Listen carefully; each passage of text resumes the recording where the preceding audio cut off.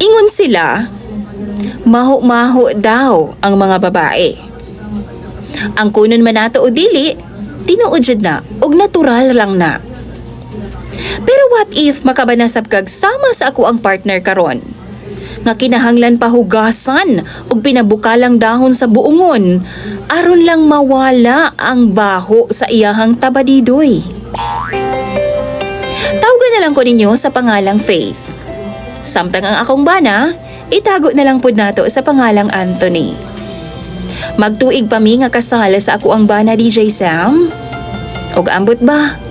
Kanilaging ato ang pagkakonserbatibo. Maong bago ko nagpalabot niya, gi-make sure gid nako nga tied og kasal naming duha. Mali man, pero karon pa nako na realize nga somehow naa jud ay advantage ang mag-una-una mo. Kay ugaling man dili nimo mauyunan or naa kay ma-discover sa iya ha. Duna pay chance nga bulagan siya. Pangit man paminawon, pero ingon sa hapit na ko magmahay ani akong kaminyoon karon na DJ Sam. Tuig 2022, nagkauyabing duha ni Anthony. Pinaagi sa chat kay na-meet lang man ako siya, pinaagi sab sa social media. Teacher siya DJ Sam, maong wa jud koy duda sa iyang pagkatao. Buutan sab siya og hilig og mga bata. Kaniadtong uyab pa mi, napansin nako siya nga naa jud siya di kaaya-ayang amoy. Pero ginabaliwala lang nako kay syempre lalaki gud siya. Singtanon man na sila, maong di jud balikayan nga manimaho. Unlike nato mga babae nga strikto kaayo tapag abot sa hygiene. Apan wa na ko damha DJ Sam. Nga dihang pagminyo na namong duha, human sa among kasal. Na adjud nay dakong mukbang nga mahitabo, diba? Wow! DJ Sam, pagsulod namo sa hotel room, murag lang sa jud. Lahi ra jud ang baho. Samot na dihang paghubo niya sa iyang shorts kay musulod na unta siya sa CR, kay manghimasa lagi. Nangalimyon jud sa tibuok kwarto, DJ Sam. Patik-atik ko og paduol niya, og na ako nuhay ko'y gipunit sa salog para lang jud ma-confirm nga dito sa iyang lower part gikan ang baho. What? Tinuod jud DJ Sam. Naa jud sulod sa iyang shorts ang baho. Bahog patay jud siya. Abi pa gani na akong nakaigit siya sa iyang shorts sa DJ Sam tungod sa amo ang long day. Pero dili man siya bahog itats, kundi amoy lang sa jud siya. DJ Sam, basin makaingon mo nga pisot ang akong bana. Pero dili, tuli kaayo siya.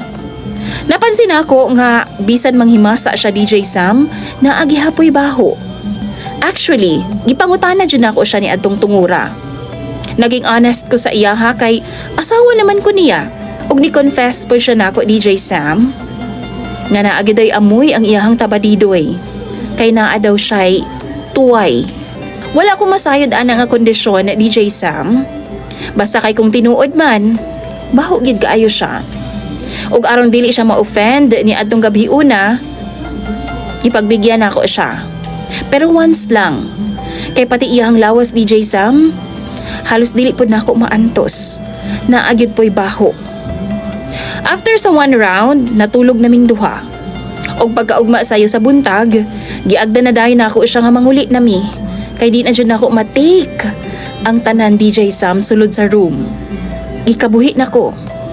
Pag uli namo, nangita dayon kog buongon og nag-init kog tubig tapos gibutangan ako mga dahon aron nga muhumot. Gibutngan pud na kog tawas DJ Sam tapos gipaligo nako sa iyaha. Og gipasabon nako siya pag-ayo. Saka nako nakipagkumbati niya. Pero taod-taod, musingaw ra pod ang iyahang baho DJ Sam og balik. Gikapoy na kog init og tubig, pero sige na lang bahalag maupaw ang buongon namo og sa mga silingan kaysa naman mamatay ko sa kabaho niya. Gipinahan sab nako siya DJ Sam nga once or twice lang ni nga mag-ana-ana a day. Kani adtong bag-o pa ming minyo. Apan karon nga nagadugay mi, hapit na mi magtuig na minyo, hasulan ako nga maglaga og buongon. Mao nga once or twice a week na lang. Ginabuhat namo ng butanga. DJ Sam, lately, gahangyo siya nako. Pero dili na nako siya ginapagbigyan kay baho lagi.